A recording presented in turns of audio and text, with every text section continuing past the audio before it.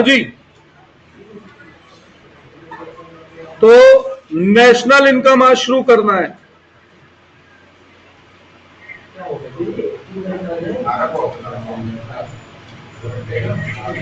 National income को हम कैसे रिप्रेजेंट करते हैं? एट एफसी से। जहां पर ये पहला एन है, ये किसे रिप्रेजेंट करता है? नेट। अगर यह एन की जगह जी होता तो ग्रॉस। ये एनपी किसे रिप्रेजेंट करता है? नेशनल प्रोडक्ट को। क्या वो आ जाएगा ऊपर ना, बुला ले। नेशनल प्रोडक्ट को। अगर यहां पे डी होता तो डोमेस्टिक प्रोडक्ट बन जाता। हाँ,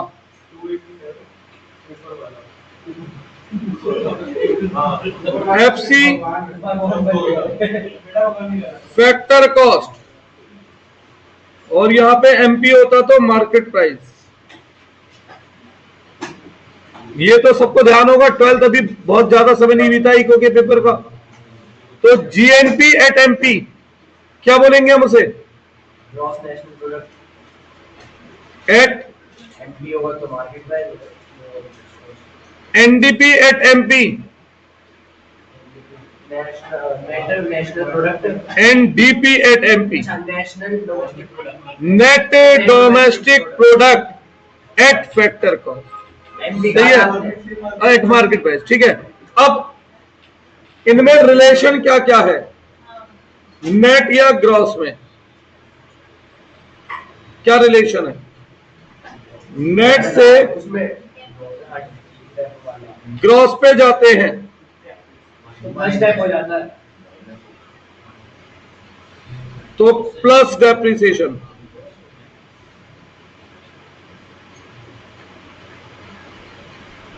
और ग्रॉस से नेट पर आते हैं तो माइनस डेप्रिसिएशन। डेप्रिसिएशन के क्या क्या नाम थे? और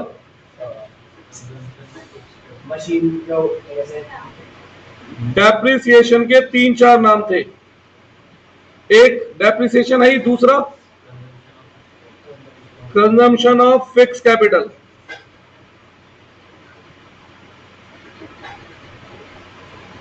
तीसरा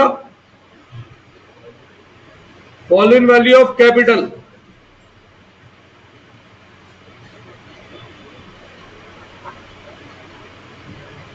एक और नाम लिख देता हूं, current use of capital. Economic में कैपिटल मींस फिक्स एसेट।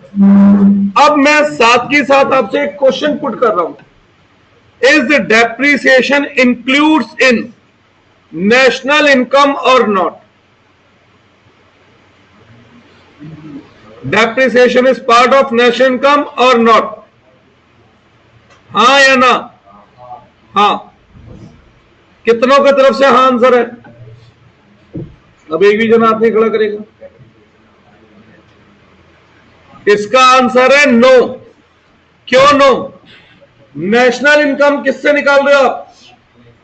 और जब नेट पे जा रहे हो, ग्रॉस से जो डेप्रिसिएशन जोड़ रहे हो, हटा रहे हो, तो नेशनल इनकम में यानी कि नेट में डेप्रिसिएशन इंक्लूड है एक्सक्लूड है? एक्सक्लूड है। तो आपने कैसे कहा इंक्लूड है? ऐसे पॉइंट बन सकते हैं एमसीक्यू में। ये भाई साहब बोला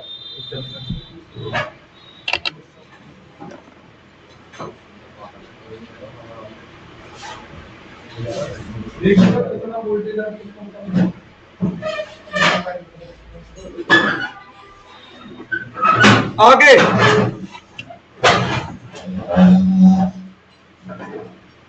सेकंड, बेटा आप लोग यहां ध्यान दे लो, भैया अपना काम कर रहेंगे। नेशनल प्रोडक्ट, जी भैया आउटपुट तेज आ रहा है, आपके पास जो होगा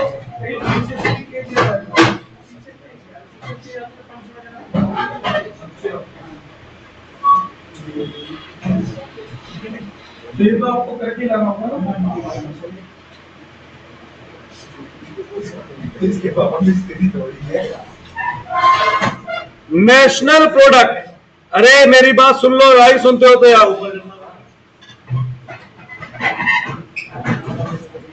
नेशनल प्रोडक्ट और डोमेस्टिक प्रोडक्ट में आपस में क्या संबंध है?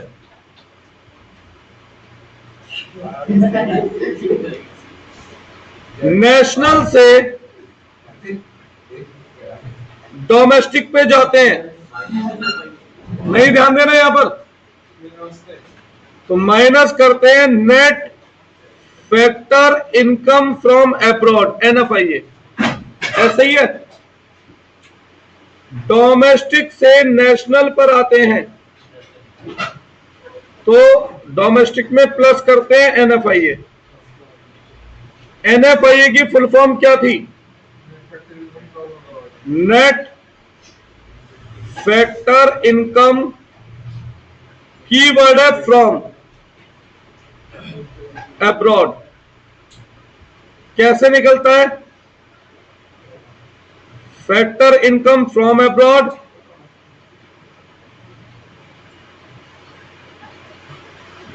Minus factor income to abroad.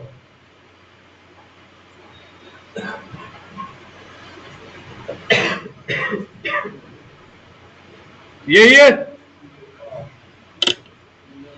अब आपसे एक क्वेश्चन पूछता हूं,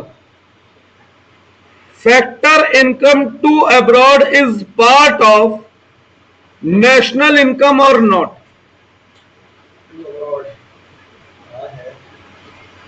है। Factor income from abroad is part of, नहीं है। अब जरा 2 मिनट के लिए सब्र करते हैं, यहां पर मैं कुछ बताने की कोशिश करता हूं, अगर आप समझ पाए तो। कोशिश इसलिए बोला भैया क्योंकि आपके ऊपर आप समझना चाहेंगे नहीं।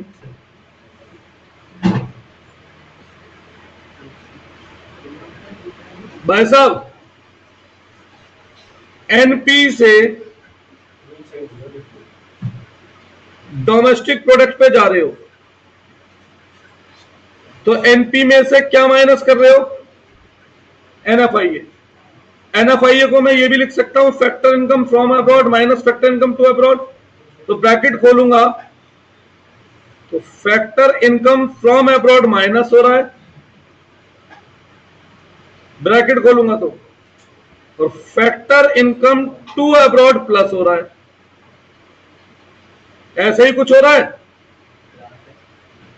हाँ जी, अगर मैं डोमेस्टिक से नेशनल पर आ रहा हूं तो डोमेस्टिक प्रोडक्ट में मैं प्लस करता हूं NFIA, ब्रैकेट खोलूंगा तो factor income from abroad plus हो रहा है और factor income to abroad minus हो रहा है। ऐसा ही है ना? तो भैया अब जरा बताना मुझे, नेशनल इनकम में फ्रॉम शामिल है या टू? क्या शामिल है? नेशनल इनकम NP पे होती है, DP पे होती है?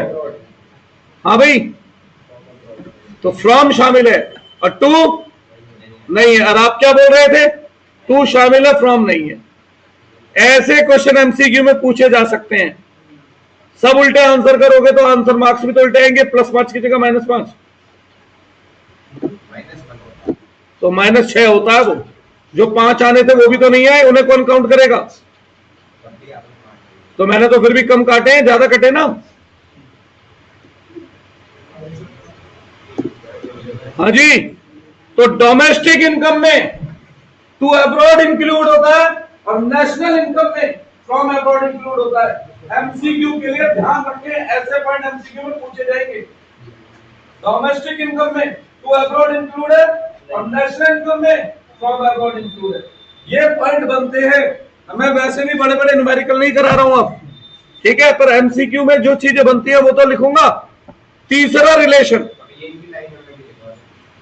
लिखवाया तो ये फैक्टर कॉस्ट। फैक्टर कॉस्ट को मैं फैक्ट्री कॉस्ट बोल देता था और मार्केट प्राइस। हर्षिता जी आपसे पूछ रहा हूं ये क्वेश्चन, कोई बीच में जवाब मत देना। फैक्ट्री कॉस्ट में लेट्स से ये पेन या ये रिमोट, फैक्ट्री कॉस्ट है इसकी 100 रुपए, मार्केट प्राइस है 120 रुपए, तो ये 20 रुपए क्या है प्रॉफिट? हाजी मान्या जी नहीं, तो क्या है भाई? फैक्ट्री में जो चीज 100 की बनी है मार्केट में 120 की बिक रही है, तो 20 रुपए क्या है? सोनाक्ष प्रॉफिट नहीं है। अब उसकी बात सुन के बोल रहा है तो या तो उससे पूरी बात समझ है भाई।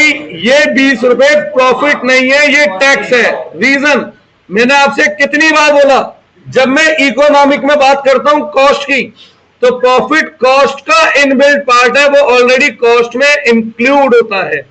तो जब मैं बोल रहा हूं इस रिमोट की कॉस्ट 100 रुपए है, तो इस कॉस्ट 100 रुपए में इसका प्रॉफिट ऑलरेडी इंक्लूडेड है।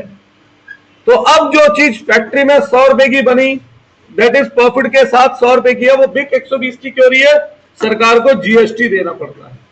अच्छा, ये फैक्ट्री में 100 रुपए की बनी, मार्केट में बिक रही है 90 रुपए की, इज इट पॉसिबल?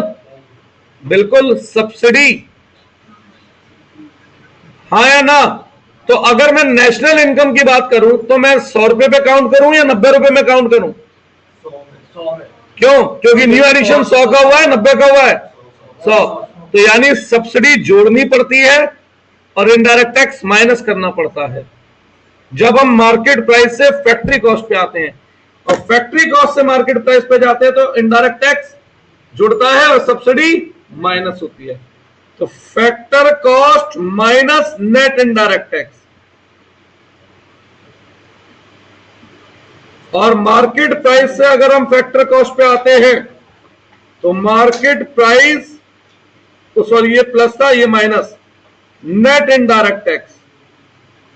अगर मैं इसे थोड़ा सा डीप एनालाइज करता हूं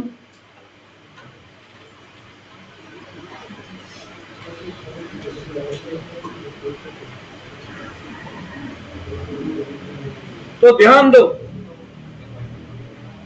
फैक्ट्री कॉस्ट से मार्केट प्राइस पे जा रहा हूं। हाँ आज मिल जाएंगे सारे, एक चैप्टर रह गया बस। ये हैंडरिटन है, हैंडरिटन नहीं है।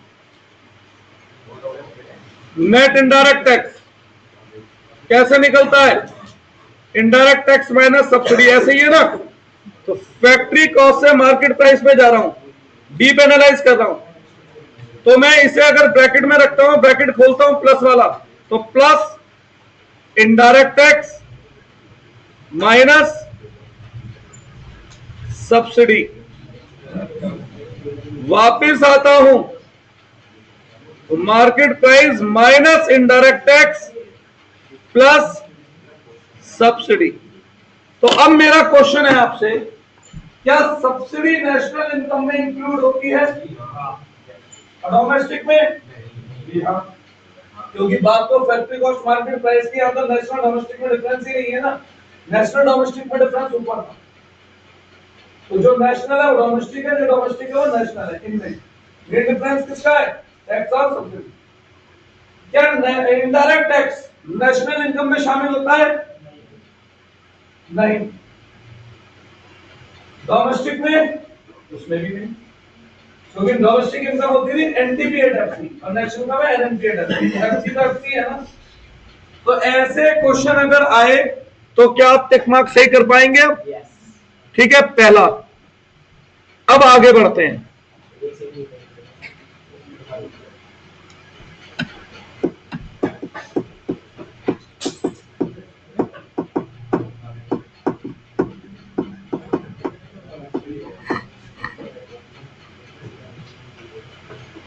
भाई लोगों पढ़ लेते हैं ना थोड़ा सा। अच्छा, नेशनल इनकम का मतलब आप क्या समझते हैं? पिछले साल मेरा रेवेन्यू था कोचिंग से 1.5 लाख रुपए महीना, इस साल मेरा रेवेन्यू है कोचिंग से 1,80,000 रुपए महीना, तो मेरी इनकम कितनी बढ़ी? क्यों 30,000 रुपए नहीं बढ़ गई? जब रूल्स हुआ नहीं वो बताओ पहले। हाँ या ना बताओ बस मुझे, 30,000 इनकम बढ़ी या नहीं बढ़ी? क्यों? क्योंकि हो सकता है मैंने फीस बढ़ाई हो, तो इसे इन्फ्लेशन कहेंगे, इसे नेशनल इनकम की ग्रोथ नहीं कहेंगे। जब भी नेशनल इनकम की बात आएगी कि नेशनल इनकम बढ़ रही है नहीं बढ़ रही, तो आपको बस एक बात से लिंक करना है, is there any new addition of goods and service और नॉट? अगर हां तो नेशनल इनकम में ग्रोथ है, और न्यू एडिशन नहीं है तो ग्रोथ नहीं है। फॉर एग्जाम्पल मैं पिछले साल 100 बच्चे पढ़ाता था, 1500 रुपए फीस थी, ठीक, तो मेरा टोटल रेवेन्यू कितना था? 1.5 लाख। फॉर एग्जाम्पल इस महीने, इस साल में 120 बच्चे पढ़ा रहा हूं और 1800 रुपए फीस है, तो मेरा रेवेन्यू कितना है? 2,16,000। तो टोटल रेवेन्यू कितना बढ़ा? 66,000। बट बेटा नेशनल इनकम की ग्रोथ केवल 20% है, 66,000 रुपीज नहीं है, क्योंकि नेशनल इनकम हम किस बेस पे जज करेंगे? कितना न्यू एडिशन हुआ। तो कितना न्यू एडिशन ऑफ सर्विस हुआ? 20 बच्चों का, सही है। और इसी बात को ध्यान में रखकर हम क्या निकालते थे? GDP deflator. बाकी की क्या बढ़ी है? महंगाई, ठीक भाई। 1500 रुपए की फीस अगर 1800 रुपए हो जाती है तो कितने परसेंट महंगाई बढ़ गई? यानी कि 20। अब जरा ध्यान दो, 2,16,000 करो डिवाइड बाई 1,80,000 इंटू 100, कितना आ रहा है? 120। तो ये 100 के ऊपर जितना है वो इन्फ्लेशन होता है, महंगाई रेट 20%। अरे कितनी महंगाई बढ़ी थी मां? कायदे में सच बताऊं, रियल जीडीपी नॉमिनल जीडीपी बता दिया हमें। ध्यान से सोचोगे तो, अभी लिखवाऊंगा पर ध्यान से सोचोगे तो ये यही तो था बेटा वहां पर, जीडीपी डिफ्लेटर और क्या था, है ना? चलो आगे बढ़ते हैं।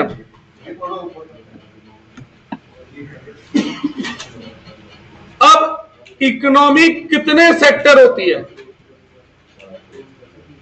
2, 3 और 4 और 5। फिलहाल 5 नहीं है, हो सकता है अगले 5-10 साल बाद 5 सेक्टर भी हो जाए। भाई चांद पे लोगों को बसा दें तो वहां से ट्रेड होना शुरू हो जाए। चल रहा है ना प्रोग्राम अमेरिका का या उसका एलन मस्क का, वहां कॉलोनी बनाने का। बढ़े आगे। अब सुनिए तो देखो, एक होता है हाउस होल्ड। हाउस होल्ड मतलब वी इंडिविजुअल्स। एक होती है फर्म, फर्म बोले तो प्रोड्यूसर। एक होती है गवर्नमेंट और एक होता है रेस्ट ऑफ वर्ल्ड, यानी भारत के अलावा बाकी जितने भी देश हैं। अगर हम केवल फ्लो की बात करते हैं हाउस होल्ड फर्म के बीच में, तो इसे कहा जाता है 2 सेक्टर इकोनॉमी। अब कहने के लिए 12th क्लास में कहा जाता था हमें कि हमारे कोर्स में 2 सेक्टर है, तो टैक्स कहां से आ गए भाई? एक्सपोर्ट इंपोर्ट कहां से आ गए? तो सब झूठ था, हमेशा से 4 सेक्टर इकोनॉमी है। बस सर्कुलर फ्लो 2 सेक्टर का पूछा जाता है, बाकी इकोनॉमिक में 4 सेक्टर इकोनॉमी, ठीक है। अगर इसमें जोड़ दिया जाता है गवर्नमेंट को तो ये क्या बन जाती है? 2 सेक्टर और 3 सेक्टर इकोनॉमी में किसका डिफरेंस होता है? गवर्नमेंट के अलावा अगर मैं बात करूं एलिमेंट ऑफ रुपीज में, तो इनडायरेक्ट टैक्स सब्सिडी का, है ना? इनडायरेक्ट टैक्स और सब्सिडी, क्योंकि गवर्नमेंट से तो या तो इनडायरेक्ट टैक्स जा रहा है या सब्सिडी आ रही है।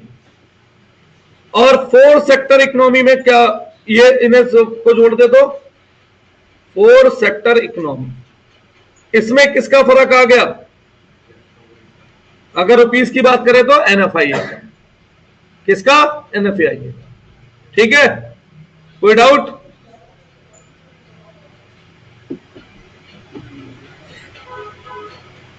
यहां तक क्या है? जीडीपी एट एफसी है, गवर्नमेंट जुड़ जाती है तो ये जीडीपी एट एमपी बन जाती है, और ये भी जुड़ जाए तो जीएनपी एट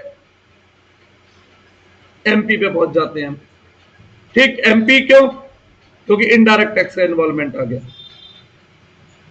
ठीक है ना? ये नोट करो, पता नहीं इसके बेस पे एमसीक्यू बन जाए।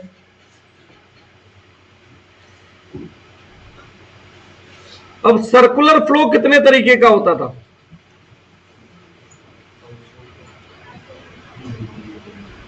Outflow, inflow.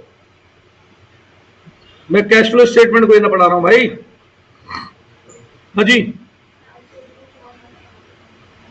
मैंने ये नहीं बोला कि प्रोसेस क्या होता है, मैंने पूछा बेटा कितने तरीके का होता है। ठीक है, कितने तरीके का होता है बताओ।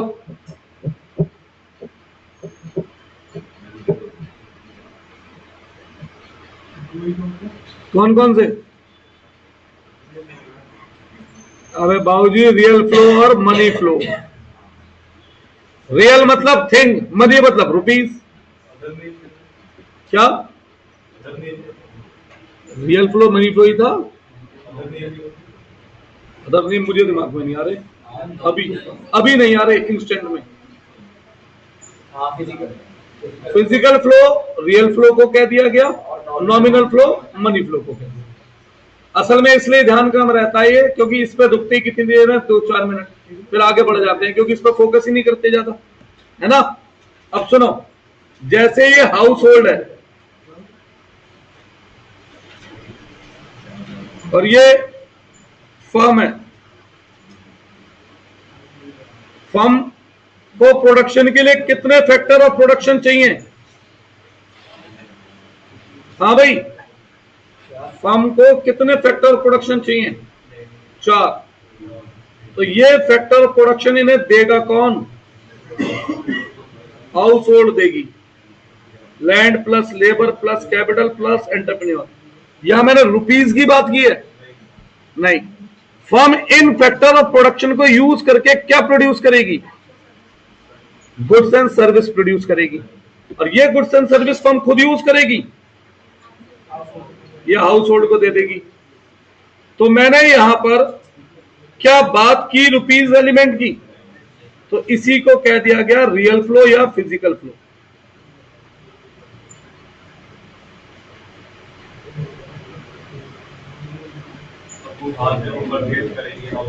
अब फर्म हाउस होल्ड को एज ए रुपीस क्या देगी? Factor payment. फैक्टर पेमेंट में क्या आ गया? Rent, COE, interest, profit. ये रुपीस में दे रही है। जो हाउस होल्ड फर्म को रुपीस में क्या देगा?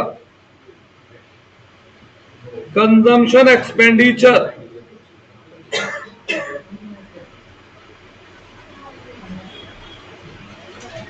तो ये रुपीस वाला क्या कहलाएगा?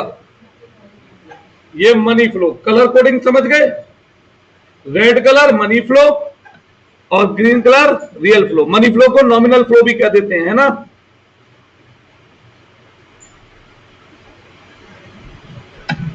अब एक होता है लीकेज और इंजेक्शन। कोई ध्यान दिलाएगा क्या था लीकेज इंजेक्शन?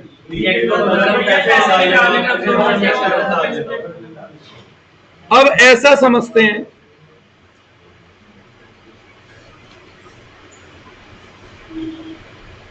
हाउस होल्ड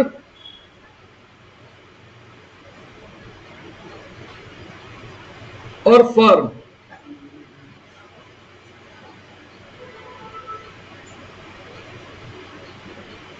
जी भैया, ये इन्हें दे रही है फैक्टर पेमेंट और ये इन्हें दे रहे हैं कंजम्पशन एक्सपेंडिचर। ऐसा ही है ना।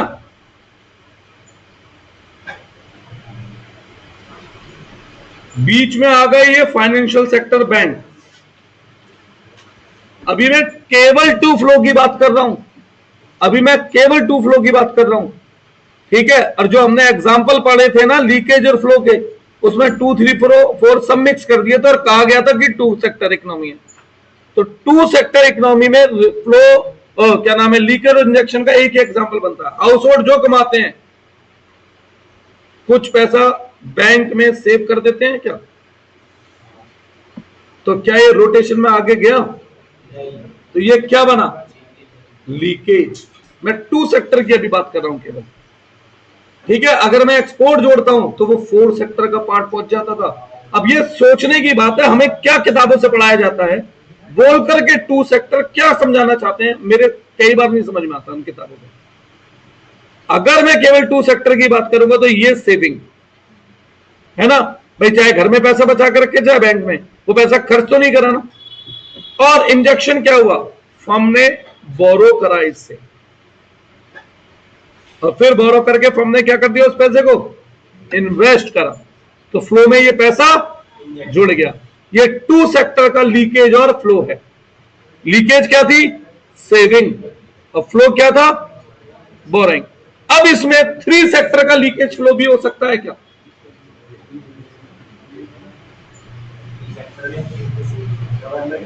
इनडायरेक्ट टैक्स दिया सरकार ने को, तो फ्लो में से पैसा बाहर चला गया।